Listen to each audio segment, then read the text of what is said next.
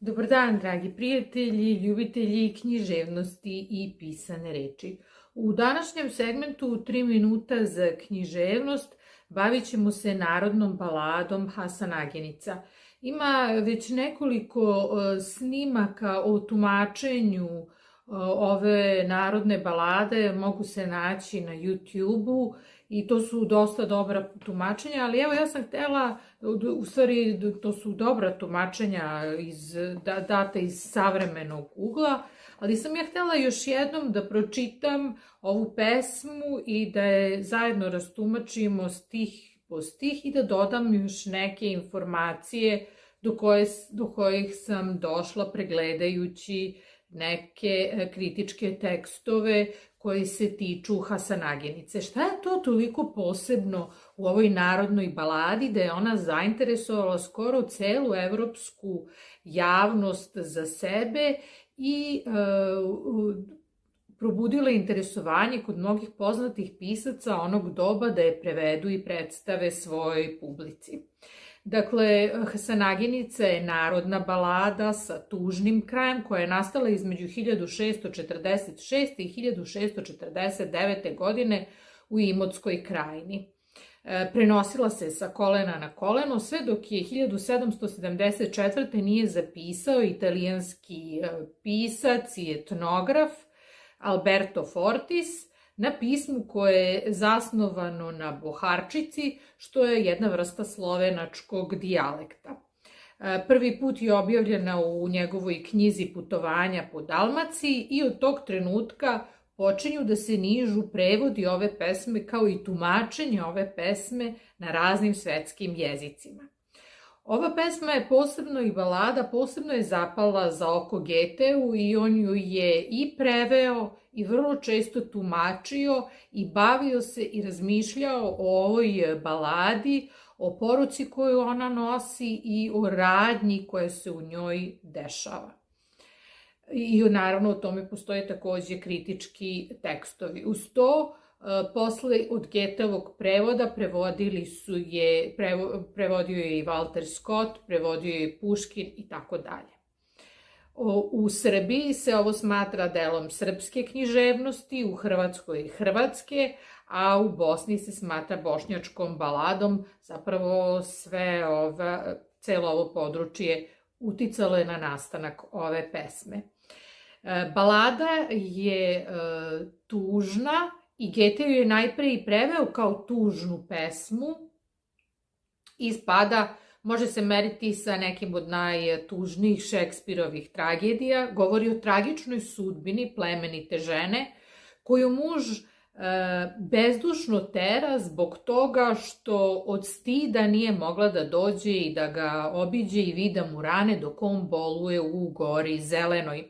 Motiv je obrađen vrlo jednostavno i koncizno, pažljivo odabranim pojedinostima bez previše komentara i nekih detalja. Pevač ne ulazi dublje u objašnjenje razloga pojedinih postupaka i prava na te postupke, ali očigledno da su oni izuzetno zainteresovali ovaj jednostavan jezik i ova kratka balada zapravo u sebi sadrži ozbiljnu dramsku radnju koja u svojoj suštini govori o karakteru ljudi koji žive na tom području i o problemima koji se javljaju pre svega u komunikaciji. Balada takođe ima i čuven početak i to ne samo po tome kako zvuči, već i po stilskoj figuri. U pitanju je slovenska antiteza, dakle neka vrsta poređenja koja je karakteristična za ovo geografsko područje, dakle nigde drugde ne postoji slovenska antiteza. Ali da pročitamo prve stihove pa da počnemo sa razjašnjavanjem. Šta se bijeli u gori zelenoj, ali je snijeg, al su labudovi. Da je snijeg već bi okopnio, labudovi već bi poletjeli. Niti je snijeg, niti su labudovi, nego šator Age Hasanage. On boluje od ljutije hrana, obilazi ga mati i sestrica, a ljubovca od stida ne mogla. Dakle, već na početku mi se upoznajemo sa glavnim likovima ove balade, to je Hasan Aga, on verovatno leži u šatoru, boluje od rana posle bitke ili posle dvoboja, ne znamo tačno zbog čega.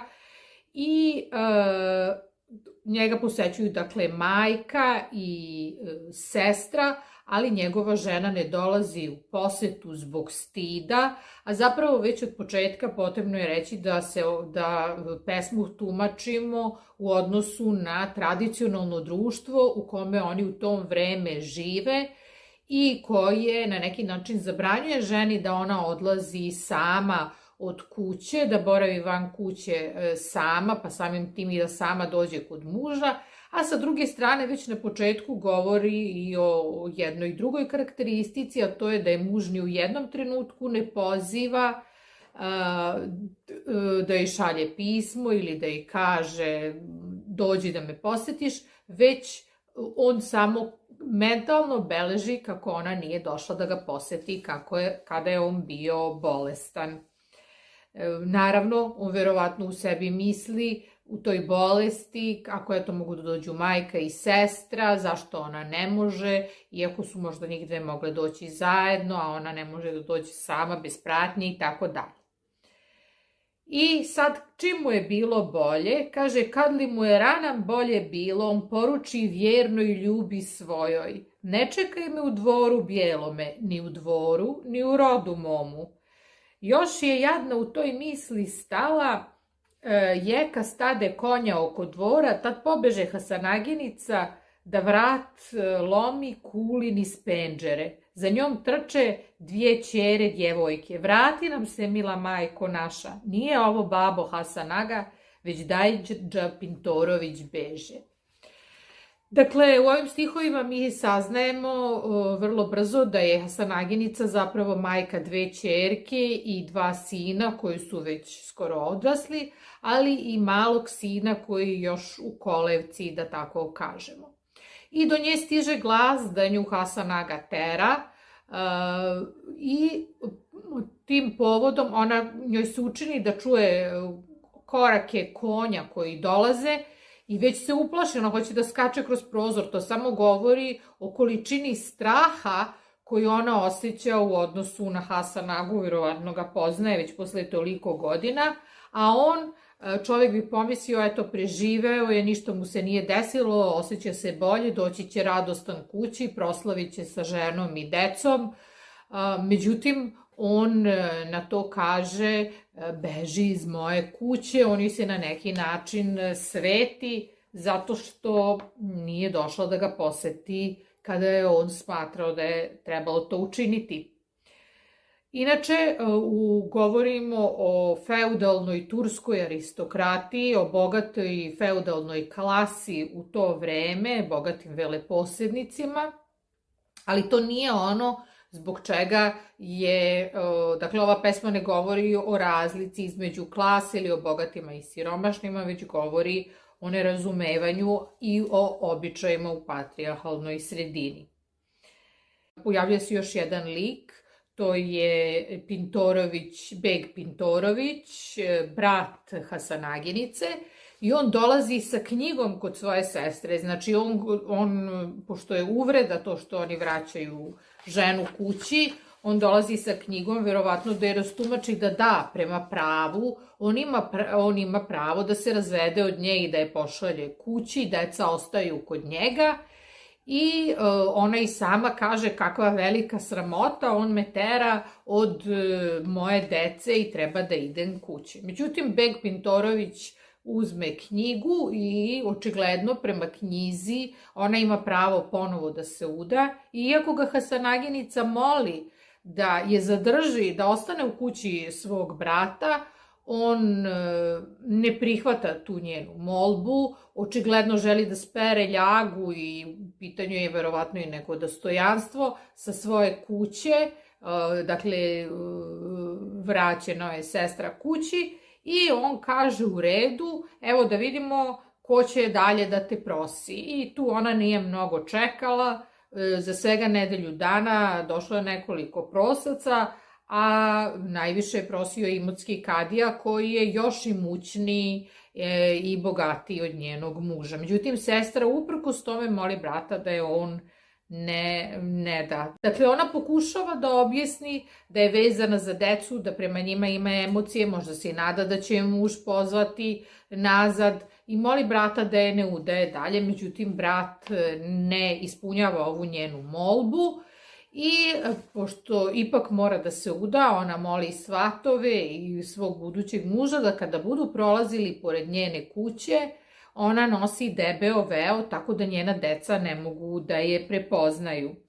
Djevojka te lijepo pozdravljaše, a u knjizi lijepo te moljaše. Kad pokupiš gospodu svatove i kad dođeš njenom bijelu dvoru, dug pokrivač nosi na djevojku, kada bude agi mimo dvora, da ne vidi sirotice svoje. I svatovi se slože sa ovim, očigledno da je svima jasno da ona tuguje za svojom decom.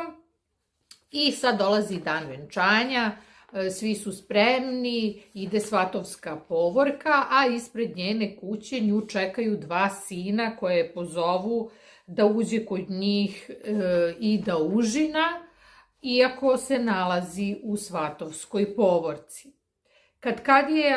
Kad kadiji bijela knjiga dođe, gospodu je svate pokupio, svate kupi grede po djevojku. Dobro svati došli do djevojke i zdravo se povratili s njome i kad bili agi mimo dvora, daje je ćerce s penđera gledahu, a dva sina pred nju ishođahu. Tere svoj majci govorahu, svrati nam se, mila majko naša, da mi tebe užinati damo. Kad to čula Hasanaginica, starješini svata govorila, Bogom brate svata starješina, ustavi mi konje uza dvora da darujem sirotice moje. I Hasanaginica, dakle, zaustavlja svadbenu povorku i daruje pozlaćene noževe sinovima, skupe haljine ćerkama, a posebno daruje i malu bebu u kolevci koju je morala da ostavi.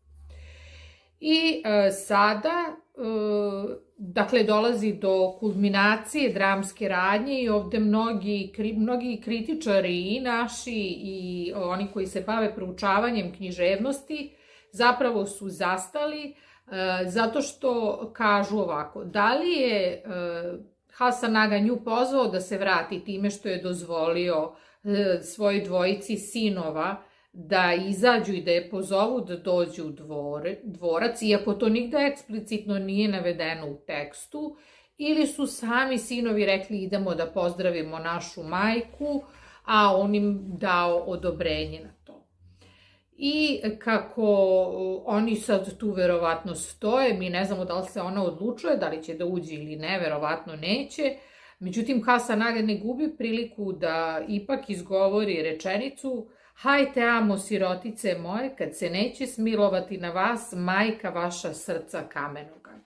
Dakle, on od nje očekuje da se vrati i to tako što će napustiti svatovsku povorku, što je sve protivno pravilima. Dakle, on je nije pozvao u toku tih nedelju dana da ona dođe. I onda na kraju, kada ona isto nije pravilno protumačila šta je trebalo uraditi i da li uopšte mogla to da uradi prema zakonima onog vremena, on kaže, evo ide majka vaša srca kamenoga, na što njoj zaista i prepukne srce. Dakle, govorimo o povređenoj sueti, o nemogućnosti komunikacije odgovarajuće. U ovo vreme kada žena govori o svom mužu u ovom društvu, ona ne sme imenom da ga spomene pred drugim ljudima, niti sme da pokaže prema njemu neka osjećanja. Ova složena tematska i životna građa, kao i složenost psihologije ličnosti su Hasanaginicu učinili veoma popularnom, kako kod nas, tako i u svetu.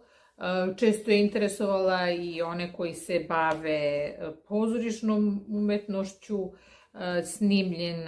snimljen je i film sa Milanom Dravić 1967. 1983. Televizija Sarajevo je snimila TV dramu Hasanaginica, a i u popularnoj kulturi postoji folk pesma koja nosi naziv Hasanaginica, ali je u njoj radnja ne podržava radnju iz ove pesme.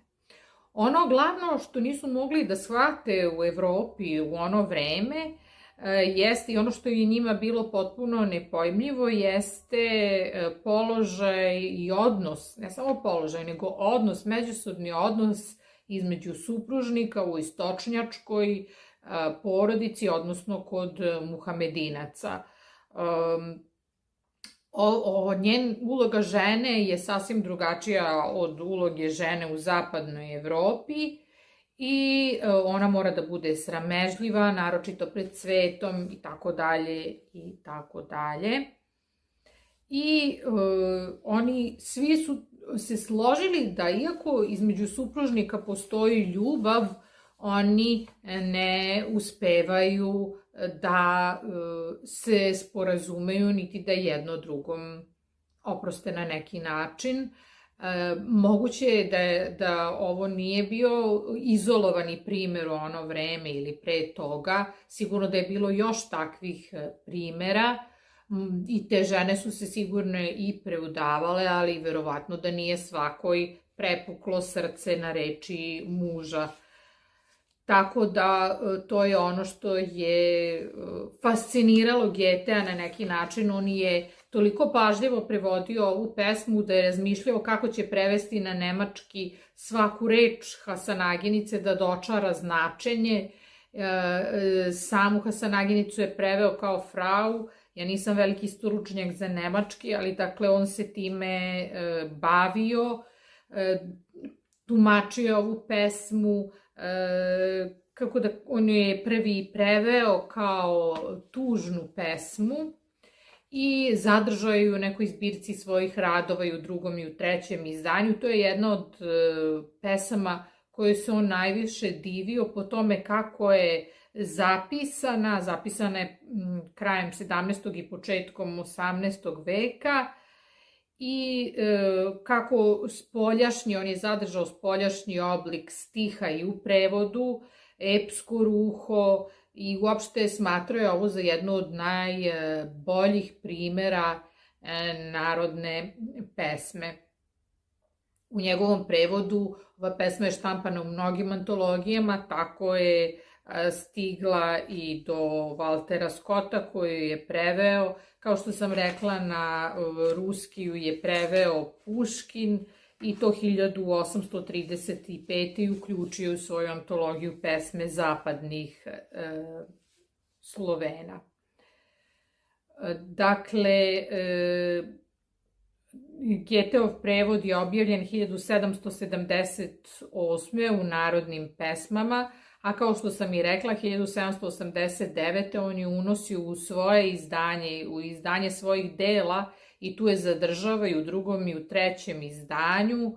Istorijat pesme, njeno nije rasvetljeno poreklo, dakle uloga u kulturnoj tradiciji, put kroz Evropu u obliku koji je dao jedan od najvećih pesnika čovečanstva, a to je bio Gete, je nešto što je fasciniralo ljude toga vremena koji su se bavili ovim i koji su preko ovih pesama pokušavali da razumeju kulturu naroda i da objasne sebi zašto u to vreme počinje pobuna jednog malog naroda. Često je spominjao Gete Hasanaginicu u nekim razgovorima i sa nekim značajnim političkim ličnostima u Nemačkoj. On je o njoj govorio, rekao je da, često sam o njoj razmišljao i puno sam o njoj razmišljao, ali onda sam prestao. Bilo mi je suviše tužno, ne može čovek ceo život da misli samo na tužne stvari. Došla su posle neka vremena, kaže, morao sam da mislim i na nešto što može da me razveseli. Nadam se da ste danas imali vremena za književnost i da vam je ovo tumačenje Hasanaginice na neki način vas inspirisalo da možda ponovo pogledate ovu jako lepu pesmu koja u sebi sadrži sve odlike dramske tragedije i preokret i tako dalje. Nadam se da ste danas imali vremena za književnost.